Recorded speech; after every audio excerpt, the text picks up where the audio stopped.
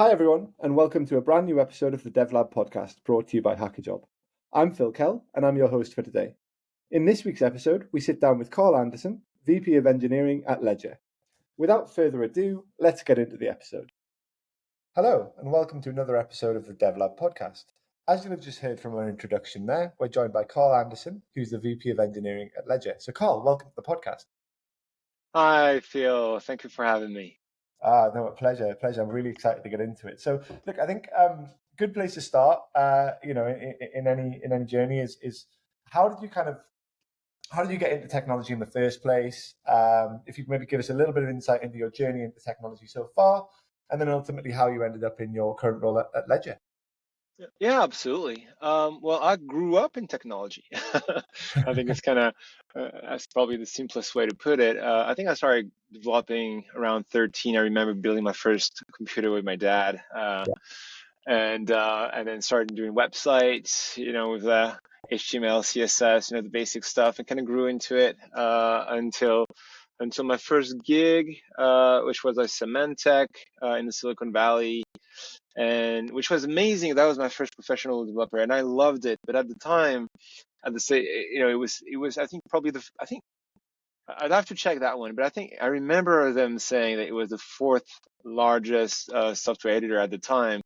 But there was no Jira, stuff like that. And I remember I was in this young, junior developer in a cubicle, and I remember on one screen there was no Jira, so it was like a spreadsheet with tasks that were in red. My goal is that by the end of the week, all those tasks would go green, and so I was working in the inode and documentation and stuff like that. Super interesting, but I didn't even know in which product my code would be shipped to customers. That was insane, right? So I loved it, but at the same time, I was like, wow, but never in a big company ever again. I think that was my take out. So after that, I went into 7-10 years of startups back in Europe. That was in France, and that was really cool. And then one of those little startups was at the time was called Blog Music, which turned into Deezer, the music streaming service, and that one blew up. And so that was really cool because I was one of the first mobile engineers over there, and I grew up with the company, going from mobile engineer to team lead to engineering manager to head of engineering for all the apps at Deezer. That was a cool journey, going to tiny little French startup to supporting 180 countries, millions of users every day. So that was great. Yeah. And I love that journey, and I loved it so much that I decided to do that same journey again, and this is pretty much what I'm doing now. After that, I went at Trendline, joined when they were just transforming into that digital journey and go from startup to what it is today, all the way to the IPO, where I was director of engineering over there. And then that's what I'm doing at Ledger again, starting over again. I joined Ledger in 2021. Tiny startup, going to scaling up, and going through the same journey again. Fantastic. And I guess, so really, I think speaks to the value of working for startups. And look, everyone's different. Everyone has different desires, but that distance you had from the end product when you were working in the enterprise, I guess something that you really value is seeing that end-to-end journey and seeing your baby create, grow and grow and grow. Yeah, 100%. I mean, there's nothing better than seeing the impact of what you're doing, right? If something is amazing, it's thanks to you, but if something goes wrong, it's also because of you, and you're learning a lot from it, right? I think there's no mistakes, only experience, provided you learn from it. And I think that's what I love about Agile as well, is that continuous improvement. And the way, there's lots of ways that you can do Agile, and the way I like it best is actually Scrum, because it's very lightweight to set up. Yep. And one thing that I love about Scrum is the retro. The retro is probably the most important piece of it, because as long as you got retros, at one point you're gonna win, right? Yeah. Because it's just about learning about. It's like, oh, how about we try this, and then a couple of weeks later, it's actually, that was a bad idea because of A, B, and C, and so let's try it this way, and just continuous improvement, striving for excellence, and always improving I think, is the key. Yeah, for sure. Trial and error, bringing people together, collaborating, and as you say, eventually you're gonna win. You're gonna hit on that winning formula. Cool. Look, I think want to speak about maybe some of the challenges that you faced in transitioning from perhaps a more traditional tech space to the blockchain industry? Because obviously Ledger doing some really cool things with blockchain technology, and I'm sure we're going to come on to that later on in the podcast. But how did you find that transition, that journey of moving into that world? I mean, I wouldn't separate it. I mean, it's still technology, and when you think about it, a lot of people call that term Web3.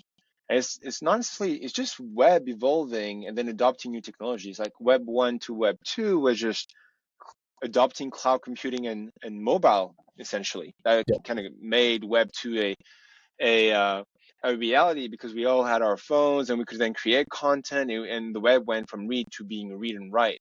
But Web3 is kind of the same thing. Is web is just adopting all this new set of technology, which is cryptography and its distributed protocols with the blockchain, really, that then allows for digital assets, digital value, and ownership, really. Yeah, that's what it is. So from that perspective, it's still the same thing. We're using React.js and Scala in the backend, and Python, and the same frameworks, and we're using the same, I think, team tech practices with continuous integration and all the usual stuff. Except, I think the difference is that we're not dealing with information but value, and it's all about ownership. So from that perspective, and you need to learn all those protocols, because you're not just querying a centralized server that is always up, but it's decentralized, and there might be congestion on a network, and it's not one blockchain, it's a multitude of blockchain. Web3 is actually a multi-chain world, and all of them have their specificities, different ways of working. So it's crazy interesting.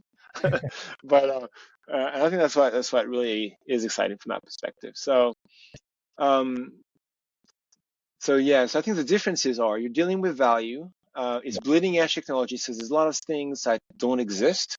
So you want to go and say, oh, I want to do this. Oh, actually, we need to build it in a Web3 compatible way, and that just doesn't exist. So it is sometimes a bit more complex, but that's what makes it so intellectually interesting and challenging. So that's great from that perspective. Yeah, for sure. And I think you're right. As humans, we like to draw lines, right? We like to have different epochs, but as you say, it's that natural evolution, or the unnatural evolution of technology. What was your actual learning process? Like, how did you go about understanding these new protocols? Is that something that you had kind of mentors within Ledger that were helping you with this? Did you seek external help, or is it just getting stuck in and rolling your sleeves up and having to play around with things? Like, what's your process to learn? Yeah, I think there's two things. So are you talking about me personally, or us as a company, how we onboarding people? I guess it's more the. So I guess your specific process is always, it's always fascinating to understand like how individuals learn. But if you also want to touch on what Ledger do, with the wider business. So I think as I said, it's just curiosity, really. For me personally, as a dev, that's what got me into this. I was like, okay, what's that blockchain thing that people keep talking about? It was like, I need to have an opinion on it, and then I kind of started reading about it and understanding how blockchains work, and it goes, mind blown. It's like, oh my god, like that's like the whole world in all different ways they could do this, and that you could really just change the game in terms of data sovereignty and just the fact of being able to actually just send value to an artist that you like directly, and not going through ad optimized networks that are Instagram and all this kind of stuff. That's crazy. It's a game changer. And I think it's kind of like, once you realize this, it's like, wow. So everybody starts with Bitcoin to understand, okay, how does that work? And then you're realizing that's the first blockchain. It's the first generation one. And then you learn about Ethereum, which is a distributed computer this time, because Bitcoin only does digital cash, right? Digital gold. Yeah. But Ethereum, you can build applications that run on a server and use ETH as a compute. It's gas. It's just it's how you're paying the compute time. And I was like, whoa, crazy. And then you go into Cosmos, which is an entire ecosystem with all the paradigms, and so on and so forth. So I guess it's kind of how I went into this. And once you get stuck in there, it's actually very hard to do Web 2. It's like, it's like, I want to be part of that innovation out of there, building a decentralized computer. That's really cool. I want to be part of that. So that's kind of how I got into this and kind of look at projects. And there's lots of projects out there in the Web3 space. But what I really liked about Ledger was that it's not a blockchain project; it's a hardware wallet, and it's about really self-custody, right? Because if you decentralization is amazing, but if you put all your keys in an exchange, it's just like a bank. It's completely centralized. So I was like, so if you go in crypto, like it cannot be in another way than with self custody. Otherwise, it's just that's the paradox, right? It just doesn't work. So that's kind of how I got into this. And because it's a wallet, then you need to support all the protocols. So you're part of all the stuff, and it all starts with your crypto keys, what you're signing to send or receive value online. And we are at the center of everything. And we're not the center, but we all working with everyone. And I thought that was crazy interesting. So that's what got me into this. So I guess a natural learning journey of just curiosity and it's like, okay, what's that technology? Kind of like how I got into mobile before, or how we got into cloud computing before. It's like, like, right, I'm tired of managing that server. There must be another way. Oh, look, AWS, pretty cool, and so on and so forth. Nice. Look, I think that is the secret, right? It's having that passion, having that curiosity, and just continuously pulling on that thread and seeing where it leads you. And I think for anyone out there listening in, certainly sounds like a fantastic and very interesting opportunity with Ledger. So if you are considering your next move, then certainly check out the podcast description, and we'll make sure that we've got all the relevant links in there for you to get in touch. Moving on to the user side of things, could you elaborate on some of the specific user needs that Ledger aims to address with its technology? Yeah. Well, we kind of touched upon it right before. I think it's about self-custody, right? Not your keys, not your coins. What ties you in between digital asset that you own and you is your crypto keys. You have a private key that you only have. Don't ever share it. No one will ever ask it for you. And if someone is asking that key from you, he's trying to scam you. So run away, report him to the police. That's been said. Then the public key is essentially like your postal address. Essentially, it's where the digital asset lies. Is how you send or receive stuff. So essentially, I think the big thing is okay, but it's like SSH keys. It's the same thing behind. But so if you lose those, then you lose all your assets, right? So key management is actually really complex, but you need it, and it's your entry door, and that's what ties you to those assets. So it's critical. So I think that's where Ledger comes in. Our mission is really self-custody is the way, but self-custody without security doesn't exist. And then we need to make it easy to use. So that is the mission. That's really security and make it secure and make it easy to use digital assets. I think it's really the way. So that's the journey that we need to go for customers, so that we don't even know that we're doing those things. I think ideally, if we fast forward a few years, I think browsers will support Web3 naturally, and but you can't store your keys in your browser. Stuff that would be too dangerous, too easy to extract or hack. So you'll have a separate device, as a ledger, for instance, which stores them securely for you, and you're able to easily sign your transaction and get those rewards from Starbucks or those ticket concert on Ticketmaster, all digitally, and then you can send them across the web, and you can send money to anyone anywhere in the world, kind of like this, borderless, in a decentralized fashion. Fantastic, yeah. We've all heard the horror stories of the memory sticks with significant crypto and things like that.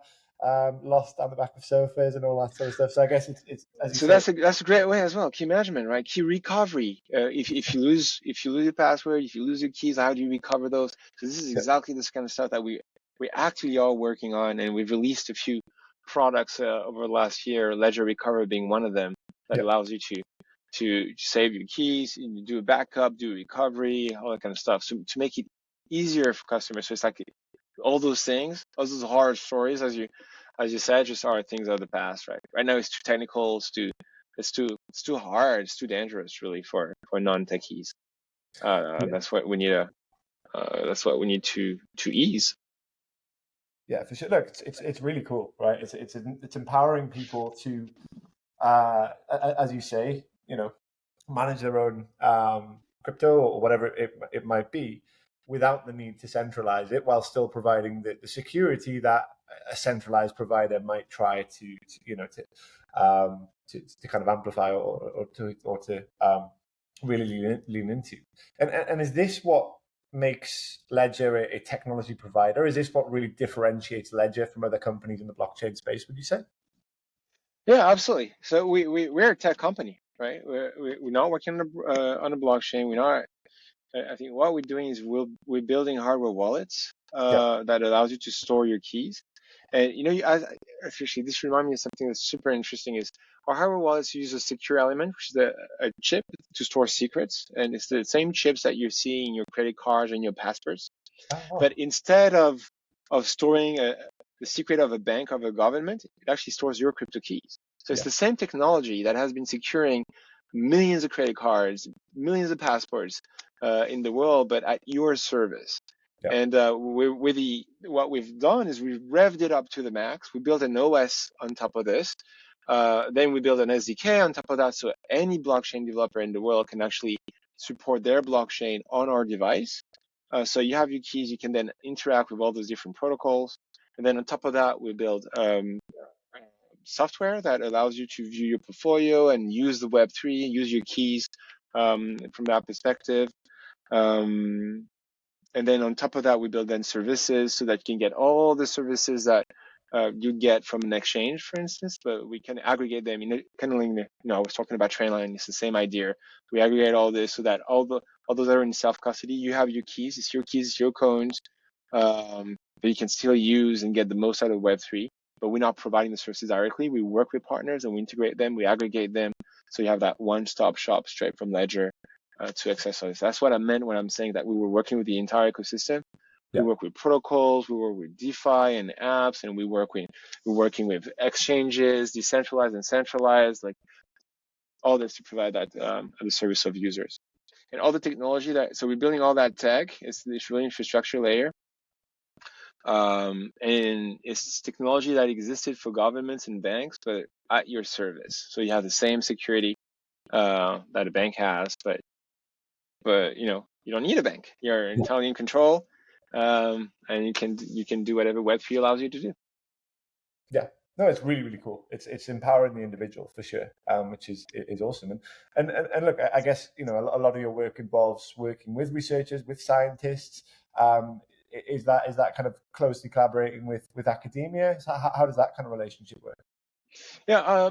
So we are first and foremost a security company. So we actually have a security research lab. It's called the donjon, the dungeon in French, and that's because in our company it actually kind of looks like as a dungeon. There's like a circle staircase, and they're separate because it's a red zone. Not everyone has allowed to do that anyway, and so they're white hat hackers really that break down. And so the way we build our products is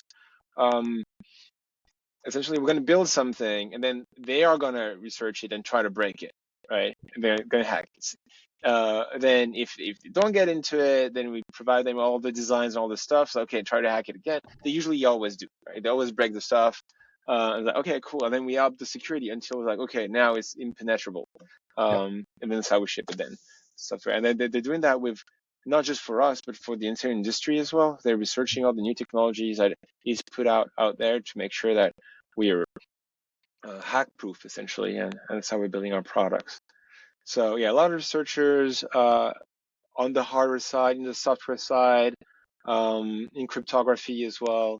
We're doing a lot of open source as well. We're putting a lot of technology out there from all those findings and our developments and stuff that we're putting in our products as well. Fantastic, awesome.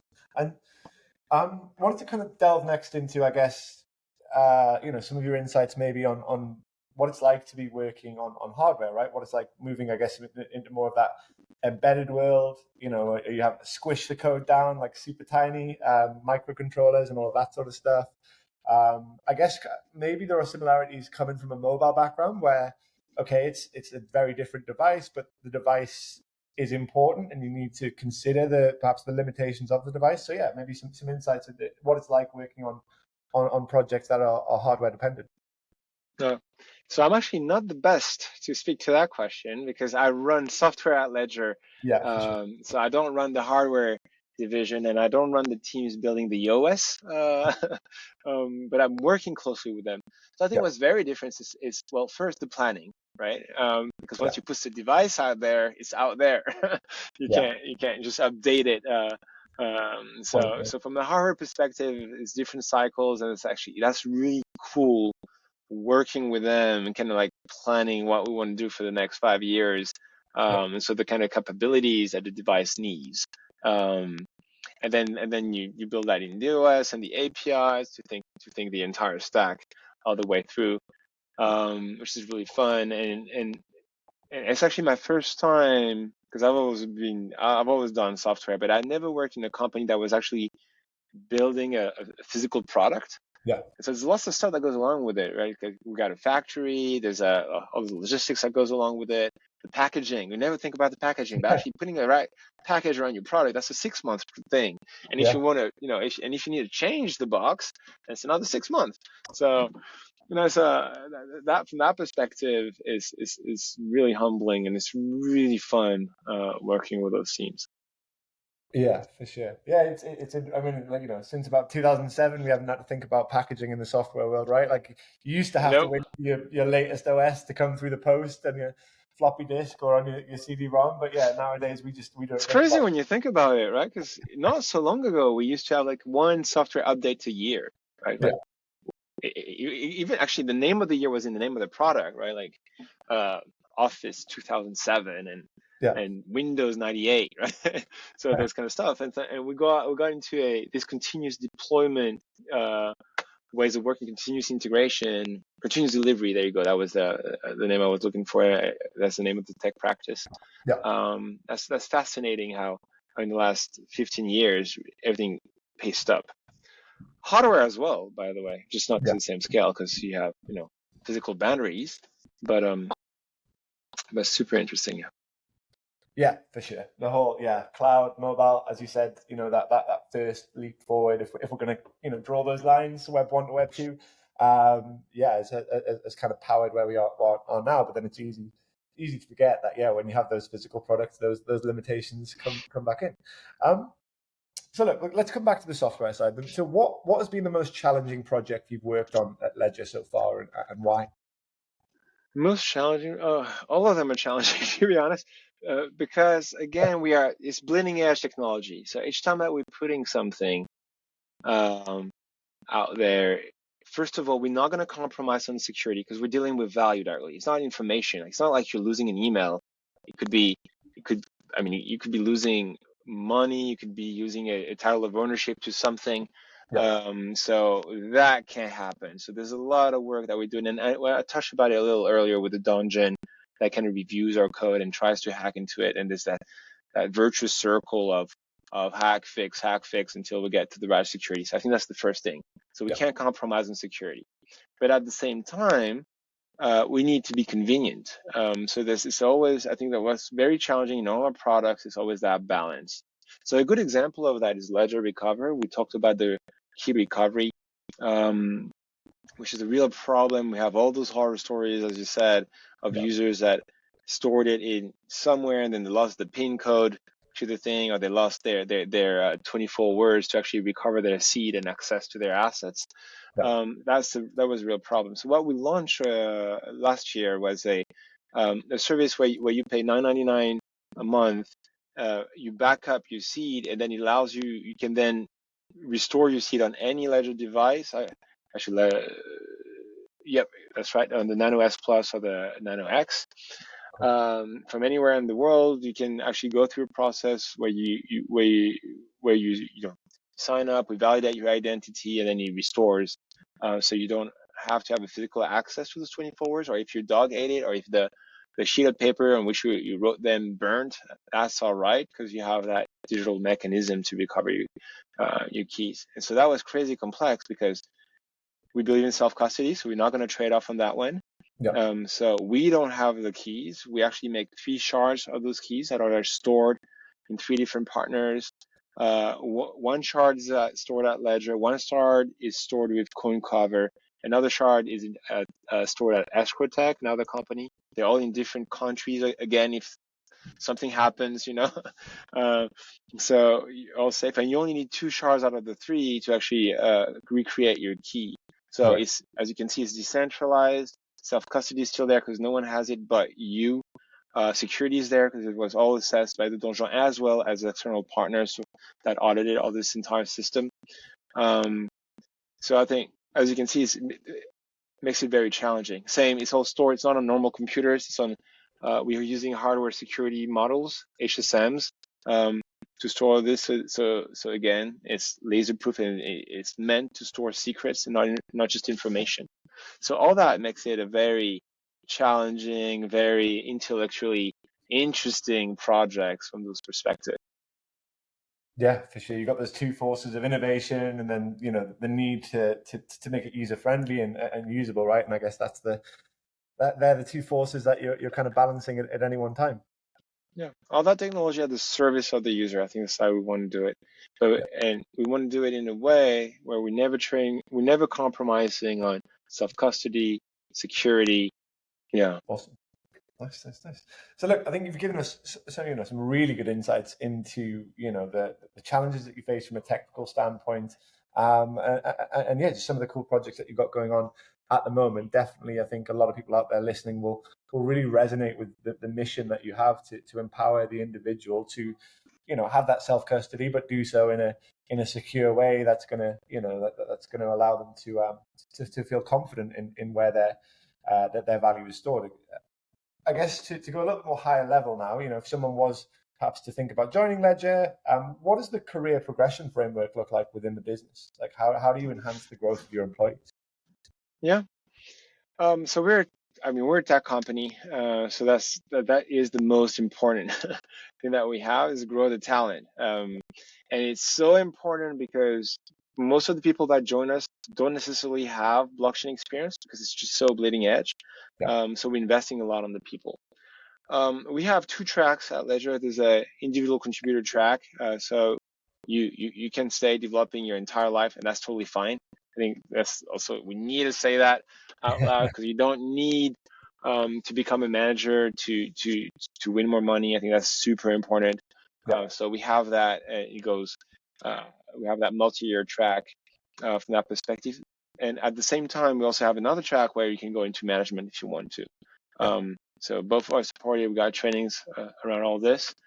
Then what do? We do a lot we have this, we call it cultural craft, where we have all those, we have lunch and learn sessions. We got internal trainings on blockchains, on what do we have right now? There's one on Datadog, there's one on GitHub Actions and GitHub Workflows, there's one on cryptography, there's advanced Bitcoin, all those, right, as you can see. So a mix of blockchain specific, but also a standard engineering really at scale. So that's what we're doing internally. What do we have? We have community of practices as well. We got a Scala one, Python one, a React.js one, where is devs sharing best practices, sharing about new tools or their experiences on projects, and that actually is quite popular at Ledger. People enjoy those. What else do we have? Another thing that I absolutely love at Ledger as well is we have every 6 months we do a hackathon, but like a company-wide one. And I wasn't a big fan of hackathons before, but here it's really part of the culture, and man, you should see it. Like the pitches and a lot of the project, actually Ledger Recover that I talked about, that was a hackathon project 2 years ago. Oh wow. But obviously it took us 2 years to build because it was just so complex. Yeah. But there's a lot of our products that actually reach production actually stem from those hackathons. Nice. So that's really, really cool. So, okay, so that's what we're doing. It's really, we're a tech first company. Like most of our employees, I think probably half of our employees are tech. So the tech teams are the number one teams here. And yeah, you can grow into manager, you can stay individual contributor, and investing a lot in the talent with a lot of community practices, trainings, and all. Wow. Yeah, really comprehensive, very thorough. Look, it sounds like there's absolutely loads going on, loads of opportunities to learn and grow and develop your skills within the business. And as you say, regardless of whether you're looking for that management route or you want to stay as an individual contributor, so many opportunities. And great to hear that the hackathon story as well. I love it when you see companies really trying to harness the creativity of everyone in the business, and bringing people together, and then building some awesome products off the back of it is really nice to hear, and I'm sure music to the ears of anyone out there listening as well. So, look, we're going to round things out with one final question. What's your vision for the future of Ledger and its role in the blockchain industry? That's a broad question. So we'll finish with an easy one. I think,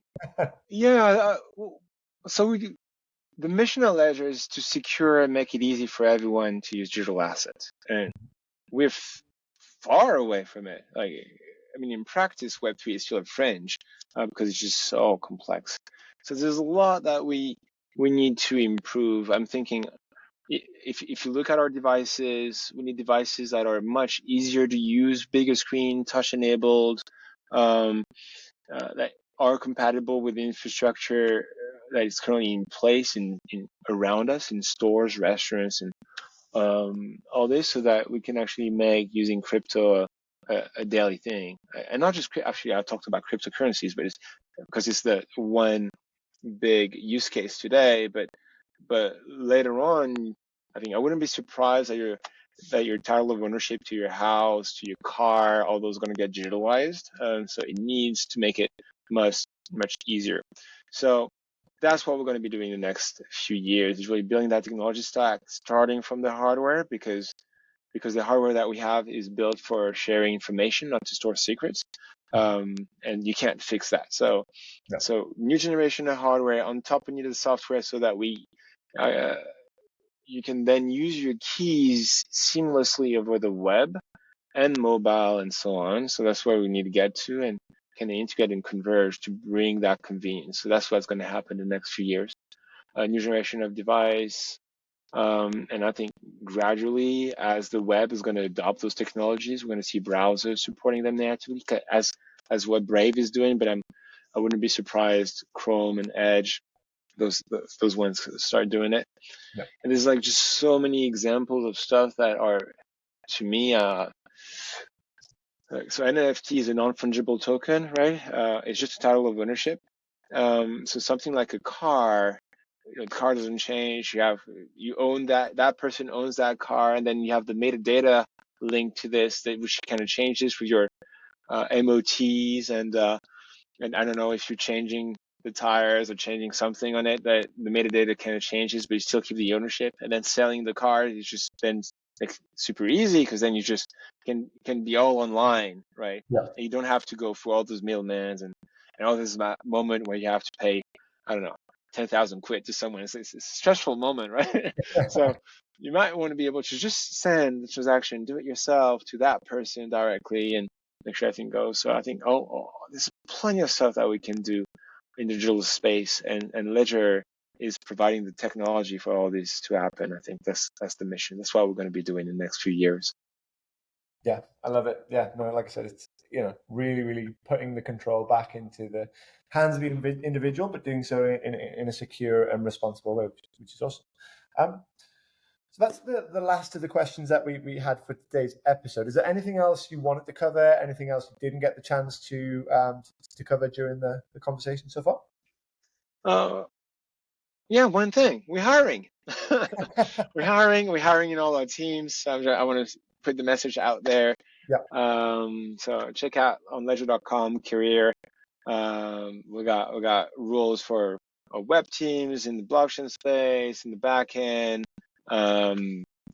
We need product managers, we need designers, we need pretty much any role you'd expect in a tech company. We're hiring in all of them. So reach out. We need help. Fantastic. There we go. There's the rallying cry to end the podcast. Yeah, anyone out there listening that has had their curiosity piqued, and why wouldn't you? I think it sounds absolutely phenomenal what Carl and the team are doing at Ledger. We'll make sure all the relevant links, all the links that Carl just mentioned there, are in the podcast descriptions. Do just check it out. There's no harm having a conversation. If you're interested, reach out to Carl, reach out to the relevant people within the team at Ledger, and start a conversation, and find out whether this might be, your next opportunity. This might be the place you can find a home to learn and grow and build some really cool things. So yeah, thanks so much for joining us today, Carl. That was absolutely fascinating. Thank you for having me. No worries, anytime. Welcome back. And thank you to everyone out there listening. Been a fantastic episode of the DevLab podcast. Please remember to like, share, subscribe, and we'll see you next time for a future episode. Thanks, everyone. Bye-bye. Thank you.